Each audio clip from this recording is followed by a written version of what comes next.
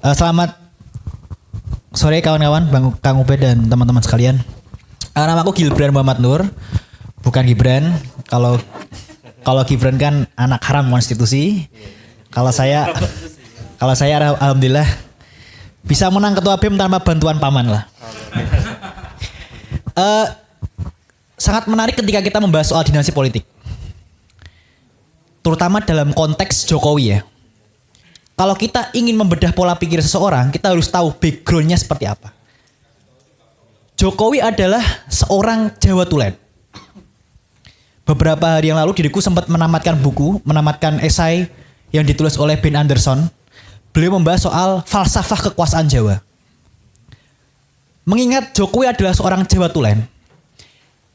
Dan ternyata teman-teman, kalau teman-teman tahu dan Kang Ube dan kawan-kawan penasaran, dalam falsafah kepemimpinan Jawa, nomor satu itu adalah kekuasaan. Baru kedua adalah etik. Sehingga hal yang sangat bisa dipahami dalam konteks politik Jawa, ketika Jokowi lebih mementingkan kekuasaannya daripada etik. Karena dalam politik Jawa, nomor satu itu kekuasaan.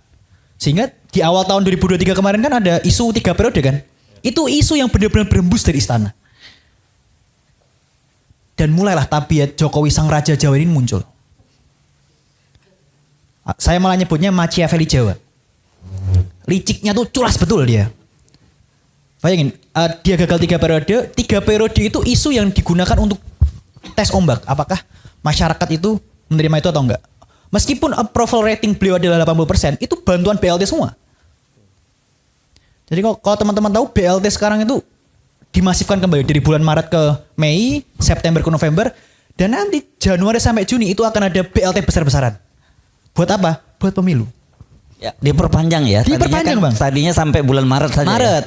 Ya. Jadi artinya sebenarnya gini, kita bisa juga menduga berarti mereka sebenarnya nggak mungkin menang 1 putaran, berarti 2 putaran karena bulan-bulan Juni. Itu kabar baiknya begitu ya. Karena justru mereka dengan segala infrastruktur yang ada, mereka pun nggak pede untuk menang. Nah, setelah kita tahu pola pikir Jokowi ini seperti apa, dia adalah Raja Jawa, dia adalah Machiavelli Jawa, sehingga kita bisa mengcounter itu. Saya melihat bahwa orang ini sangat orang yang sangat culas. Meskipun satu alumni sama saya benar-benar apa tadi kata jijik lah. Karena apa? Dia dengan senang hati mengutak-atik tanpa otak konstitusi Indonesia. Akan jadi presiden yang sangat hina, akan menjadi sebuah sejarah yang sangat hina ketika ada seorang capres dan cawapres, yang satu produk gagal reformasi, yang satu anak haram konstitusi, memimpin sebuah negara besar. Tapi sayangnya negara besar ini dipimpin oleh pemimpin yang otaknya kecil. Jadi saya rasa ini menjadi sebuah tantangan buat kita anak muda, bahwa Raja Jawa ini mau nggak mau kita harus tumbangkan. Entah itu secara ideologis maupun secara konsep. Karena kalau teman-teman tahu, saya menyebutnya politik porno. Jokowi dan terah politiknya itu benar-benar tanpa malu, secara vulgar melakukan segala cara untuk melanggengkan kekuasaan. Pernikahan Anwar Usman dan adiknya Jokowi itu sudah disetting. Kemudian beralih ke ini yang terbaru kan, penunjukan gubernur daerah khusus Jakarta itu kan dipilih oleh presiden. Buat siapa itu? Buat rahanya Jokowi lagi. Nah ini menjadi tadi saya rasa ini menjadi momentum tepat buat kita. Kita bisa melihat secara gamblang, secara vulgar, secara telanjang ada musuh bersama di hadapan kita. Dan ini bukan seorang figur, ini adalah sistem, ini adalah tabiat, ini adalah otak, sifat. Bukan, saya tidak membenci Jokowi secara personal.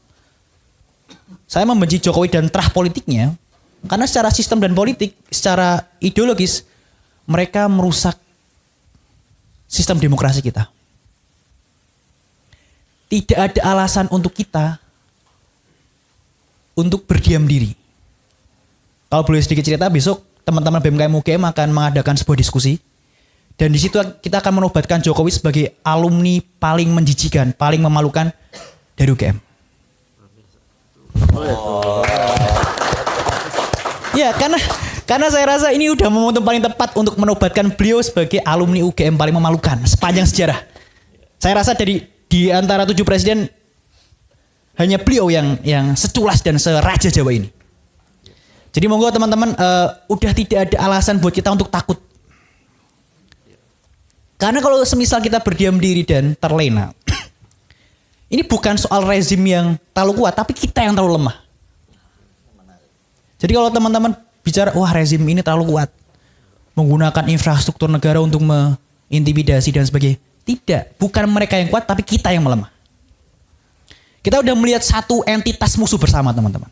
Jadi saya rasa ruangan yang dingin ini bisa menjadi ruangan yang panas selepas agenda ini selesai.